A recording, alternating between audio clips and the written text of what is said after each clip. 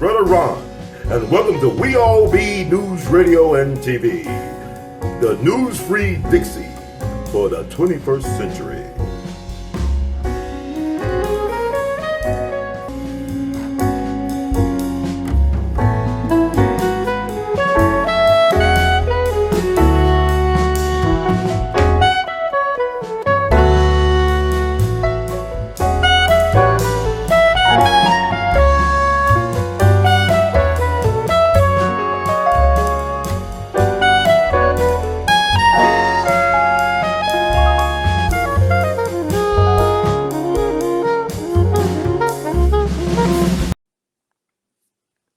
And look at this crime thing going on. And you got these unmanly punks out here. They gunned down this rapper, and they shot up the place doing a drive-by.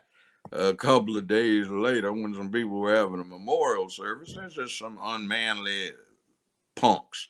They're reflecting what their great-great-great-grandmamas were up to when they used to pour battery acid on their neighbors, because the neighbor looked at an ex-boyfriend a year and a half before. And by the way, the great-great-great-great-great-grandmama is not quite 70 years old. I'm glad you brought up the young Dolph situation. What's your take on the whole thing? Was that a professional hit? I don't know. A neighborhood beat? It's the third time he'd been shot at. He got wounded before. Yeah, in Hollywood. Yeah. And let me say this. Personally, there's a certain black singer of international note who lives here. He owes me $5,000 cash. He ripped it off and coked it up. And the last two times I've encountered him have been out at the Memphis airport. He literally turned around and ran. Now, if I was the wrong kind of person, which I'm not, no telling what would happen to him. A lot of people would say $5K is worth taking somebody out on principle, but to me, it's not. I made that in about 10 minutes worth of work the last job I had. 10 minutes is not worth going to prison, or not worth taking somebody's life, but for some people it is. I don't know. But the other thing is you live in Memphis, Tennessee. Mm-hmm. And if you're eligible to purchase a firearm in Tennessee, you can carry it without a permit. So I always wonder about people who are in the public eye and they go around and they're not armed, or you don't have a security crew, or even just riding with somebody, with one of your partners. He's not your bodyguard, but you each watch each other's six. So well, you know, Judge, like the streets been talking, and there's a lot of stuff on social media, but they say he did have a gun on him. You know, it was his time. Well, yeah, but then that gets to the other thing. You mean you're a grown man in your 30s and you haven't taught yourself situational awareness? In other words, your radar keeps going. You check your six all the time. You don't turn your back on a plate glass window in a public place. Well, you know, also there's a footage of a guy that's supposed to be, I guess, a friend firing back at the guys, the Mercedes. It may have happened. What was he doing? I'm trying to figure out. It may have happened, and it's been suppressed. See, on a homicide case, there are a whole lot of people that don't get brought in because the detectives say, oh, he's not a bad guy. No point in putting him through all this hell. And Memphis, by the way, has one of the best homicide squads in the whole of the United States. That's why they brought that series here, 48 Hours, to Memphis, because this homicide squad, there are a lot of black folk that have street experience and a connection to this community, and they can get out in it and get information. Several times the FBI has just screwed something up. Like one time they got a whole bunch of confiscated guns they had in an unsecured van, got stolen. They brought in Memphis detectives and they got all the guns back in 48 hours. That's because they can get into it. And I know some of them. And they grew up in the hood. Yeah, but I mean, it's been past 48 hours now, I would say, just about. Yeah, they got to be. I mean, but I'm just saying, sometimes, let me tell you this. Most of the time, homicide cases are unsolvable unless Right. the offender, alleged offender, is known to be acquainted with the alleged victim. Otherwise, somebody ran a big mouth off. He Right. was trying to impress some junkie babe who turned him in because she didn't want to do some time on a drug case. I had 4 or 5 really dumb fools in my courtroom. They pulled off a drive-by, shot and killed 3 people and wounded 4 others, and this has been 25, 26 years ago. You know how they got caught? How? They Xeroxed the articles in the commercial appeal and signed them and were passing them out. Yeah, man, check out what we did. Mm-hmm. You know what, Judge, the problem with this case, Judge, I'm gonna be honest, my people from there. I sometimes I go there about once or twice by Airways and catch them. Cause my folks live in Bunker I know Hill, where the right place behind. is. Yeah, but I'm saying like, just for the people out there. And what I'm saying was weird about the whole thing is that you got the police precinct right across down the street, you got cameras everywhere.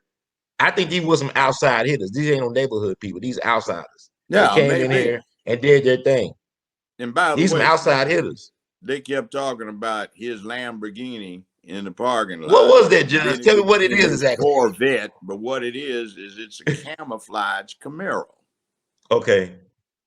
See See, how they see, I want know to I can't talk trust the about? news. I don't know what the bank is. You It's don't. They confusing. get the information so wrong so often. I'm sure he's a fine young man. I never knew him. I didn't Well, listen to the. I'm a fan of his music. You know what? I tell you how I became a fan. I don't agree with everything, but I remember like about 7 years ago, I was going to Ferguson and Baltimore, and they'll ask me where I'm from. I say I'm from Memphis. And man, we love Young Dolph, man. You know, young. I said, who, Dolphin? No, Young Dolph, man. Like Freddie Gray friends would tell me, man, we love Memphis cats, man. We love Yo Gotti. Young, we love y'all Memphis guys. See, Memphis is interesting because people in Memphis don't understand how powerful brand Memphis is everywhere else. No, they When I don't. go to a place like Los Angeles or New York, I tell people I'm from Memphis because there's people from Memphis connected that's doing amazing things And in see, these so-called that's communities. why I let them talk me into running for mayor in 2023. This Yes, sir. town needs to be actualized, motivated, and activated. Yes, There is sir. no reason why black folks should not have a jewel in America known as Right. Memphis. It's right That's where the right. main waterway crosses the main Everything runs through here, highway. like you said, Judge. Everything's Everything got to come goes through through here. here. Yeah. And these jackasses that we put in, these shysters that don't know what it is to represent a constituency, they're crooks, most of them, not all of them. Some of them are decent and honest. But we don't get representation, and the money goes to somebody that just keeps getting it, getting it, getting it, getting it. And the game is zoning variances from city council or county commission, appropriation of the tax dollars to buy the material, buy the land, and pay for it being constructed. And then this group being able to operate it and return 4 to 6% of their net profit to the city or the county. And you Mm-hmm. see, smart accountants zero that out. So there's no net profit to get a percentage of. So we just pay them for it. And it's like they get rich, richer, and richer. And meanwhile, some people down there, they get their egos stroked and they get a little pocket change from doing what they do. And it's bad, bad, bad. And see, we need to Yeah. man up. I know how it works. The other thing is, your mayor can't walk down in the majority of the places he represents without the police escorting. Otherwise, somebody's likely to take him out. I gotta actually, yeah, Judge, you a public figure and you're a guy that's well respected in our community, in our neighborhoods. Young Dolph was well respected where he was from, and he was giving back a lot to the community. Yeah, I know. So, But you I mean, see, like, what you say? Like, people say he shouldn't have been in the neighborhood, he in should have other moved out. words, What would you say they about that? tried to kill me before. That was even one thing when I had that James Earl Ray case. There were 5 clowns with some heavy equipment tried to break in the house. We had a shootout. About 30-some shots got exchanged. And Wow. half of somebody's ear was on my window sill in the morning. when Director Renfrey and another detective came by, and we did a quiet investigation. Somebody had turned the tapes off about dispatcher's recording devices off about 35, 40 minutes before this went down, and about the same after. There were no hospital reports or anything like that. And there were heavy blood trails front and back from the 5 that were involved. I mean, but you see, if you put yourself in the public eye, you cannot model yourself on Martin Luther King, Malcolm X, and all of these nonviolent types who got killed and taken out. You got to be prepared to take somebody to Valhalla or send somebody to Valhalla. Maybe they'll get you, but at least make it costly. And watch what's going on around you.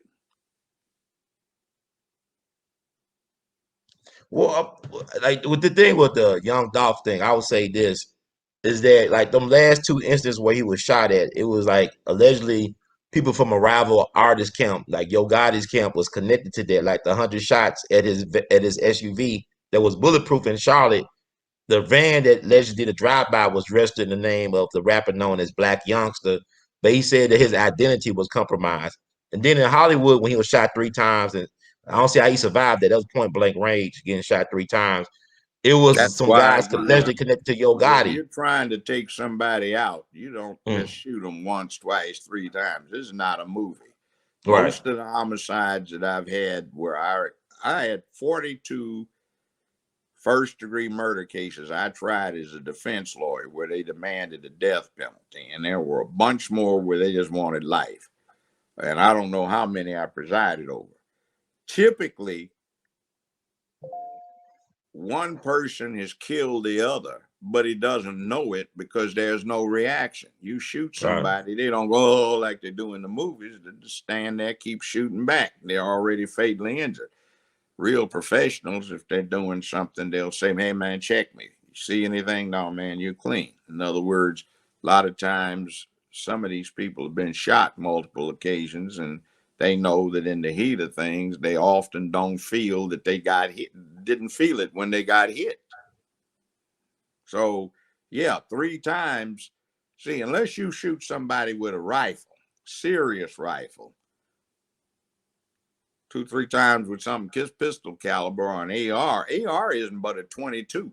In the military, they're more concerned about carrying lots of ammunition because they have a base of fire where they lay down covering fire, and they want to keep the enemy's head down while another group maneuvers to take the ground and do a final assault on the objective.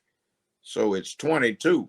And in the military, they call that a mouse gun. In the NAM, they called it a Matty Mattel special. And it's a question of whether that is adequate. You shoot a deer with a 30-06 and he'll run 150 yards before he piles up. In most states, an AR, which is a 223 or a 5.56, is too small to legally shoot a deer with. It's only suitable for varmints, rodents, and stuff like that, ground squirrels and things like that, gophers. So unless you shoot somebody with a pretty large size weapon, hell, there have been situations over in the sand pile recently where people got shot with a 2 or 3 times with a 50 caliber Browning. That's a 50 caliber Browning machine gun round. And they still kept moving. So humans can be fairly hard to kill if they've got the adrenaline up and they've got that mindset. I feel no pain. Yeah, but with him it's interesting because they said the last time it was a fatal time, people let like 50 shots fired at him, 50 rounds. So like you said, they was a little bit Then how many excessive. times did they hit him? That's a good question. I don't know. Like they keeping everything hush hush, but there's photos of a guy that's supposed to be one of his partners trying to answer back at the guys in the I'm Mercedes, but saying that's a good thing. See, in Tennessee, you not only have a right to self-defense, mm-hmm. that right extends to the defense of third parties. So if somebody was present on the scene and somebody came and tried to gun down this young man, and they saw it. Under Tennessee law, they would be entitled to use deadly force against the perpetrators. It's the charge to the jury says self-defense, but it reads defense of self or a third party. So you can defend a third party like it was yourself. That, by the way, is why police shoot somebody. Police don't have any more rights to self-defense or use of deadly force than an ordinary citizen has. They have the same rights. An ordinary citizen has the same rights to use of deadly force as a cop. There is one difference. If it's a cop and it involves a felony or an escape from a felony, it can be a reasonable suspicion that a felony has been committed. For an ordinary citizen, the standard changes to a felony that, quote, has in fact been committed.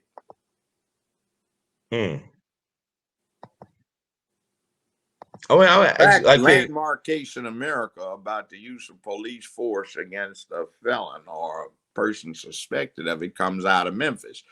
It was a 1974 case. I was here in Memphis when it happened, a lawyer. And what was going on is somebody was escaping from the police. He was climbing a chain link fence. Cop ran up to him, stopped, calmly unholstered his revolver, took careful aim, and shot him in the back when he was at the top of the fence and killed him. Well, that went all the way up to the U.S. Supreme Court. The case came back, I think it was 1979. And basically the ruling was unless the person constituted a threat to the officer or to third parties, he was not entitled to use deadly force. So that case came out of Memphis.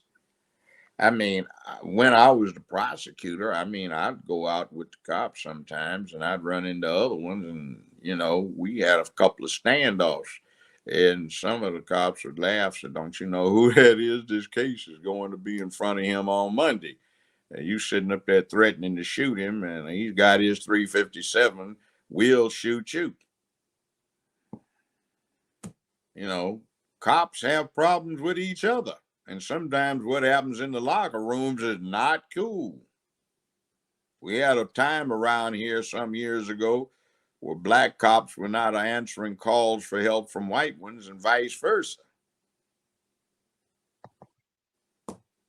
I mean, that's why it's good to talk to you about this history, especially being the first black prosecutor in Shelby County, Tennessee, and Memphis. Well, first black prosecutor for the city of Memphis.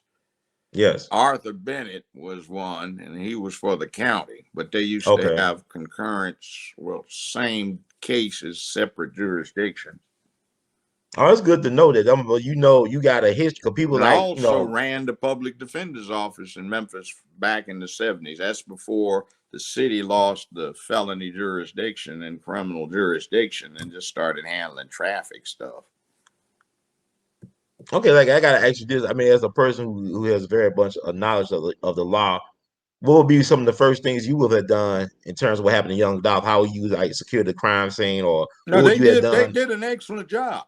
Okay, like I'm saying, Memphis homicide for MPD has one of the highest reps in the country.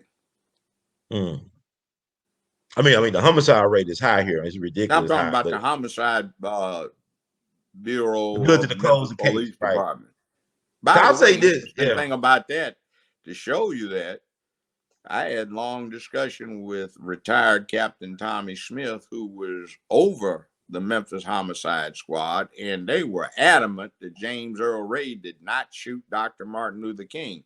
For some reason, the corrupt district attorney's office was trying to throw everybody off the scent and insisted on going after James Earl Ray. So, I mean, there is that thing. You bring up James Earl Ray, I'm thinking about, November 22nd will be the 58th anniversary of the Kennedy assassination. And he had protection, he had security, and it didn't do him any good. I know. If somebody wants to get you, they'll get you. Mm-hmm. Look at what happened to Lee Harvey Oswald and Jack Ruby. Jack Ruby shot him with the press, the cameras, the police in the police station. But he was friendly with the police, from my understanding. He had a relationship with some Yes, of the officers there. They yes, allowed him in. yes. See, here's one thing that too many people don't get about what we do. We're Mm-hmm. dealing with human beings in the criminal justice system. Other humans are dealing with human beings in the criminal justice system. Ordinary people, too many of them act like nobody can be trusted. Most people can be trusted. Some can't. And the fact of the matter is, human nature being what it is, sometimes you have to depend on other people. And that's why we have high appreciation of courage and bravery. It's in the middle of an ice age, 25,000 years ago. Mm-hmm. Europe or Africa, doesn't make any difference where, Asia, Pacific Islands, Australia, you're after some big beast that can crush you. And you got to depend on one of your homeboys to have your six to get you out of a mess. And see, we sacrificed ourselves for the good of somebody else. That's called altruism. Mm-hmm. You went out and you hunted the lions to keep them off of the village. See, what we look at today, we get all freaked out off of just ordinary adversity. White supremacy is nothing but a form of adversity. You know how we used to handle adversity that was called Simba on the Serengeti Plains? We had our 13-year-old boys as a rite of passage go kill Simba with a wooden spear with no iron head on it. That's how you became a man. You had to go kill your lion. Wow. Now, look at how punked out we are now. And, Well, you oh know, my okay. God, we have Yeah. to protect all the children from being bullied.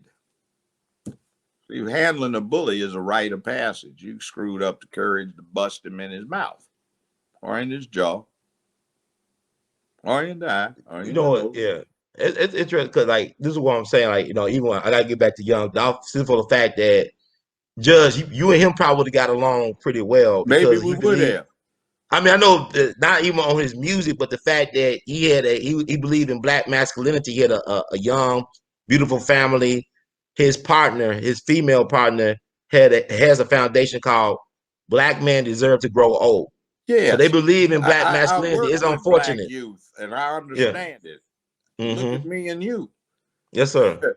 I hooked up with you because you're doing the kind of thing that I admire and promote.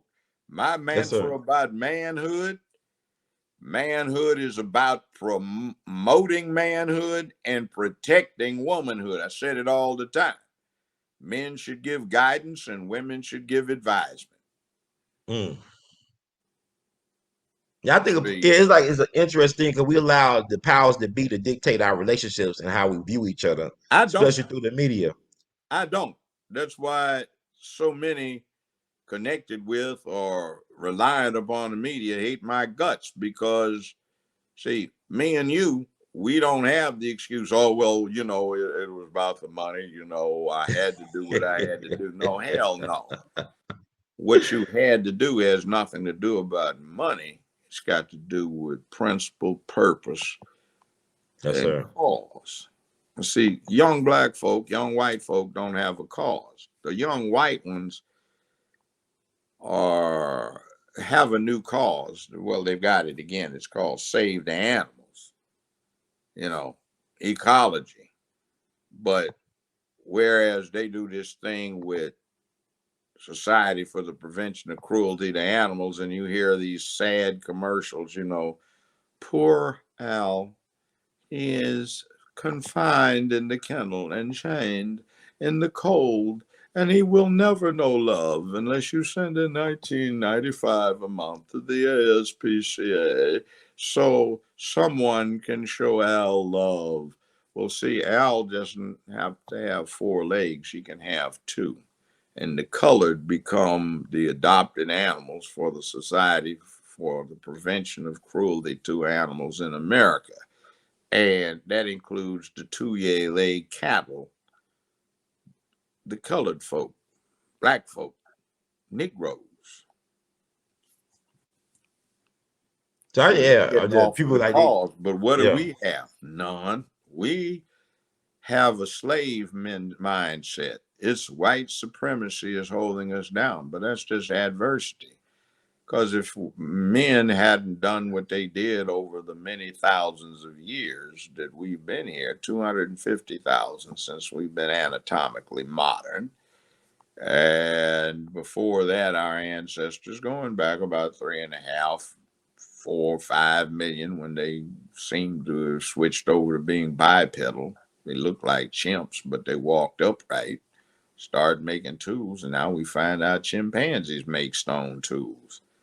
So, it's a primate characteristic, but we have been about some things for a long time, but we forget, and we have conquered adversity. So now everything is endangered unless we put it on a protected species list, and then we have to protect it from poachers. But you see, there are things that ate us for breakfast, lunch, dinner, and a midnight snack. Humans lived inside of a real, live, ongoing 24/7, 52 horror movie. For real. Now that it's safe for the most part, we don't have to worry about something eating us. We got to worry about each other because we're getting evidence on the population front. We still have to have these points and principles so we don't kill each other too readily. There are always going to be sickos who will kill you. There are I'm gonna always ask you, yeah. mentally ill folk, but Well, we I gotta don't ask you, want yeah. that level of mental illness to keep ramping up. But I mean, you guys are talking about being, predatory. Business is warfare. Is about survival. Is about fight. But I mean, you look at you deal with the industry, Hollywood, and also Young Dolph dealing with the music industry business, which is cutthroat, and people claiming that he was very like an independent artist who had a distribution deal with a record label, but he was making a whole lot of money as an independent. I know that's And always folk, the excuse. yeah, Always the excuse with the money. But I quit okay, that last time, and CBS owed me $28 million. hmm I quit a number of times on that show. I said, I quit. I don't have to put up with this. And meanwhile, you come over here, I'm kicking your ass personally. And you can call the goddamn police all you want, but I know you're not going to because you don't want a scandal to come out. Now, bring your ass over here. I'm putting my foot in your behind. Oh, excuse me. I forgot. Knowing your proclivities, you might enjoy that little rough trade. But I mean, that's real. That's tough talk. I know I had a mentor of mine, or Jake, I call him. He said, "Under nobody dies a natural death in show business." He worked at Stax, worked with Sammy Davis Jr. and all these people. He was telling me these stories about people like even the Booker T and the MG's drummer Al Jackson Jr. He said that everybody knew who actually did that to Al Jackson Jr. He was found dead. Legend of a home invasion in his home. But like he said, nobody dies a natural death in show business. And Well, I'm looking at, look at the boy guy Young you just Dolph. mentioned Yeah. with the one eye, the glass eye. The guy with the glass eye.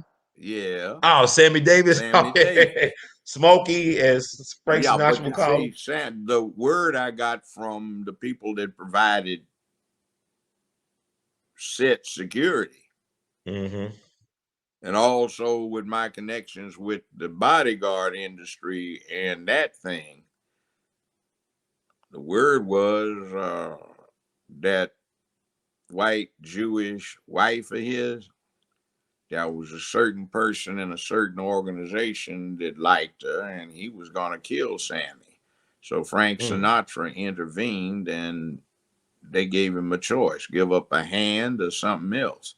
So he gave up an eye so he could keep breathing. See, that stuff happened. I heard, you know what? My friend who's deceased, he told me almost a similar story like that, but he said it was like because Frank got mad because he had thing for Ava Gardner and Well, they knocked yeah, his but eye out. anyway, They said it was a car accident, but it really, like you said, them goomballs, the mob guys, yeah, well, this one made him was offer he that couldn't Frank refuse. intervened to keep him from Yeah, being but like killed. it wasn't a car accident because y'all keep on y'all tell basically it was not the car accident story. That was like No, a cover story. that was a cover What story. y'all telling me. You're gonna give up something if you want to keep breathing. Yeah, but that industry though, you got to make deals. Like I look at all music Well, having let some me put it demonic this way. quality I to won't it. mention his name because he may still be breathing. But back in the 60s, we heard a rumor going around Mm-hmm. the black student circuit. You know, we were out in L.A. Mm-hmm. That when Berry Gordy came to town, he got visited. They pistol whipped him, and some people were getting 15% off the top from everything Motown brought in.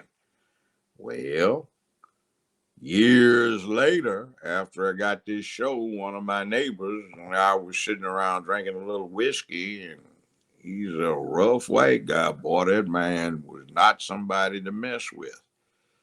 And he was talking about he had his boys go by, and he accompanied them, and they whipped up on Berry Gordy, and he got 15% off the top of everything Motown made. And And matter he of told you fact, that. he Your neighbor talked told you about the that. Jackson Five. Yeah. I went to the first Watts Festival after the riot, 66, and they had a talent contest. And the agreement was is that Motown was going to give a recording contract to whoever the winner was. The Jackson Five did not win. I was there. They came in fourth place. Mm-hmm.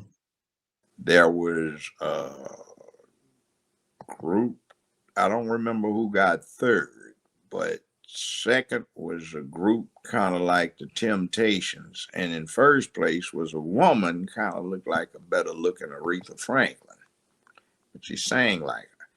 Well, my neighbor told me that even though that was what was in the LA Times the day after, they went and they made their arrangements. He said they wanted a boy band.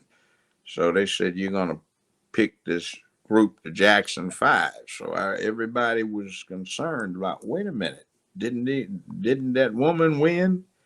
And these guys with that group come in second. Who are these folk? And the Times put a retraction, said we made a mistake. The winner of the contest was a group of young kids known as the Jackson Five.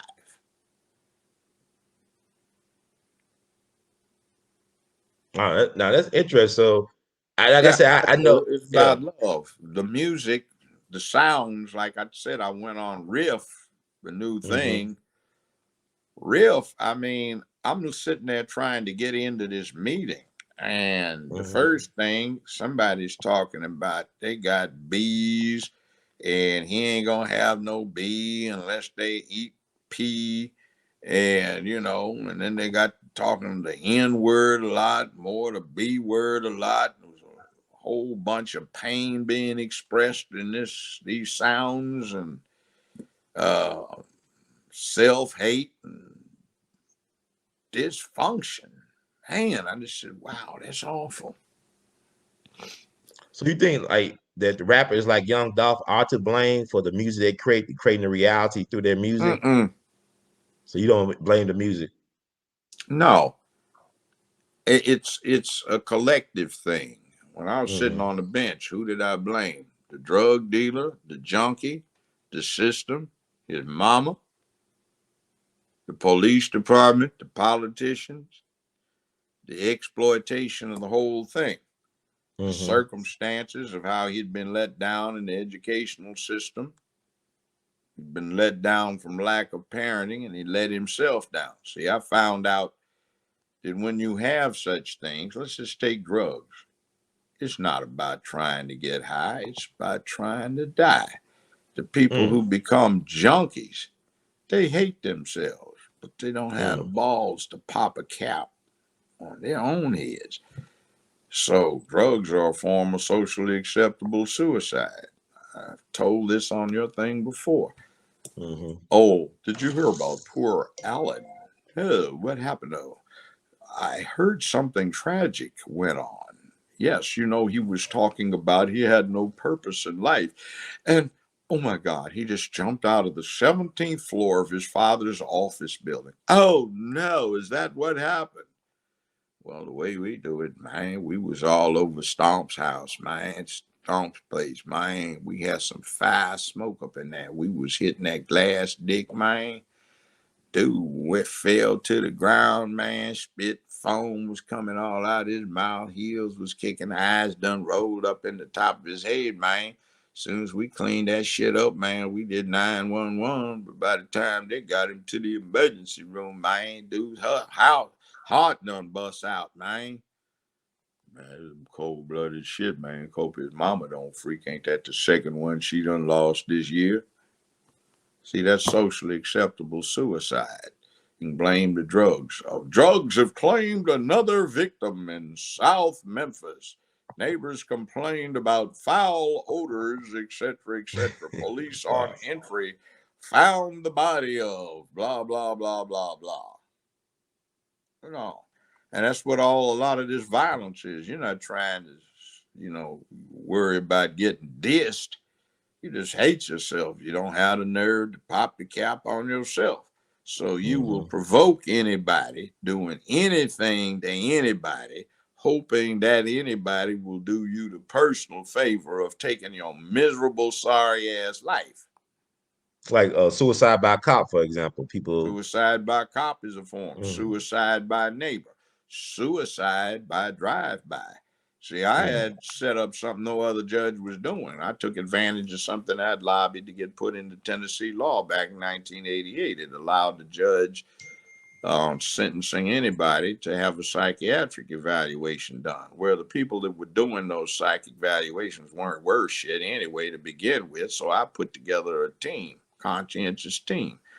And we'd come back with 35, 40-page detailed analysis of the defendant and what was going on inside his head.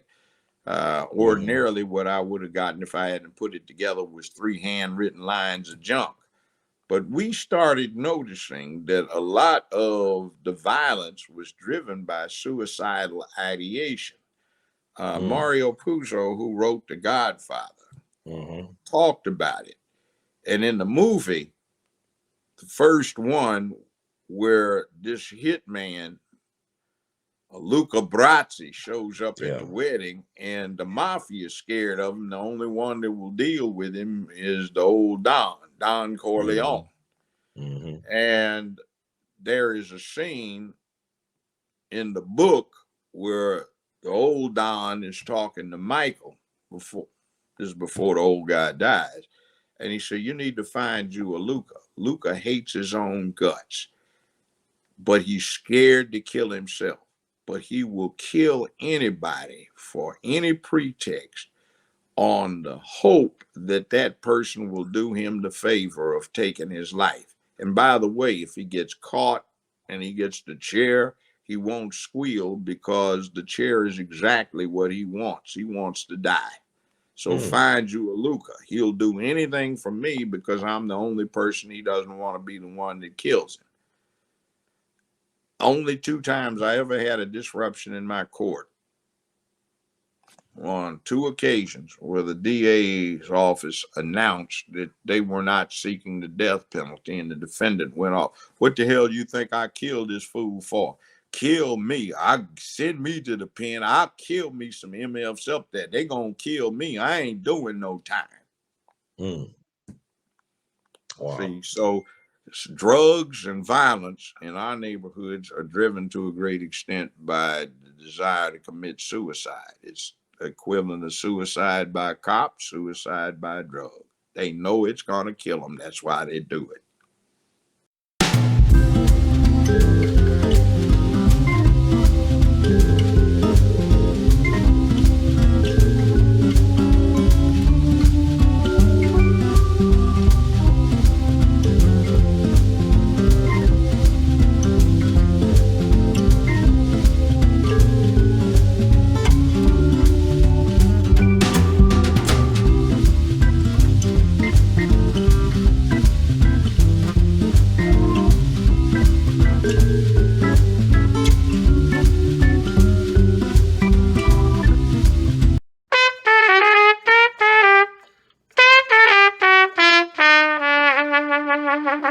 Hey, everybody, this is Brother Ron. I am asking you all to do me a big favor. Think about supporting the We All Be movement. Your donation is tax deductible. The We All Be Group Incorporated is a recognized 501c3.